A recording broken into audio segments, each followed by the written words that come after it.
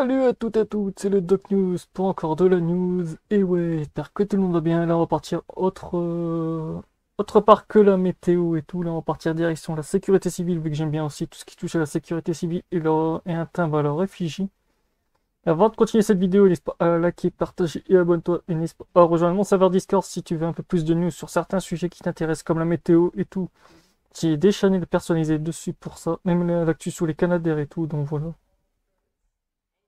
Tout est en description, donc voilà.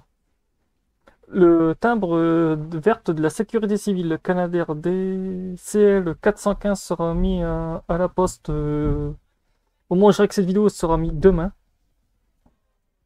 Donc voilà, au nombre de 1,30 € le timbre, donc ça va. De toute façon, moi demain, je vais essayer de me faire un petit stock de timbres de la sécurité civile.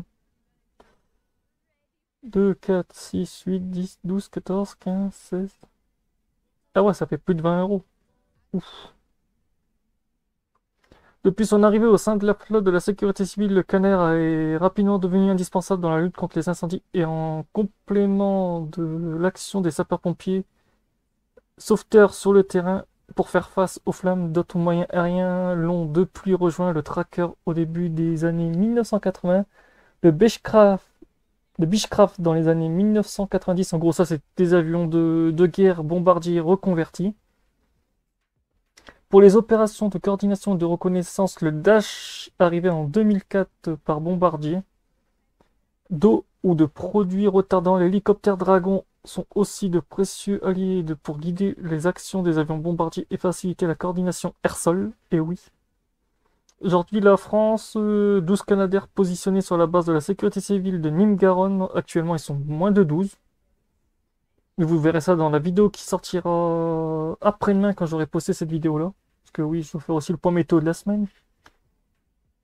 Car ils peuvent être mobilisés sur l'ensemble du territoire sous forme de détachements saisonniers ou selon les situations opérationnelles dans le cadre de la solidarité internationale. Ces avions peuvent intervenir à l'extérieur de nos frontières et oui, ils peuvent partir du côté de la Grèce et tout en fonction des demandes. En gros, on fait partie d'un programme de l'Union européenne. J'en reparlerai prochainement sur ma chaîne aussi.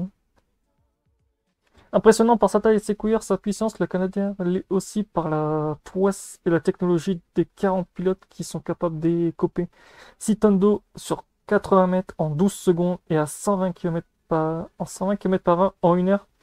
Un Canadair peut effectuer 6 largages en moyenne. Un Canadair vole 270 heures par an, dont 140 en lutte contre les feux de forêt et effectuant presque 1000 largages. On veut dire, il y a de quoi faire. Ouais, c'était cette source-là aussi. La Poste rend un hommage au Canadair de la sécurité civile au travers d'un timbre illustré. Et oui, ça, comme j'ai remarqué que la Poste rendait beaucoup hommage à la sécurité civile. Et je suis en train de retrouver des archives et tout de vieux timbres. Mais s'il y a des gens qui bossent dans tout ce qui est la Poste ou autre et qui pourraient m'essayer de m'avoir des timbres, je vais essayer de voir par chez moi pour essayer d'en choper. Mais bon. Donc voilà. Et un gros big up à tout ce qui est force de secours et tout, aéroporté et tout, parce que vu que sans eux, nos forêts crameraient, ça deviendrait un gros bordel. Donc voilà, c'est tout pour cette petite news. On se retrouve pour de prochaines. Portez-vous bien. Tchuss, bonne semaine.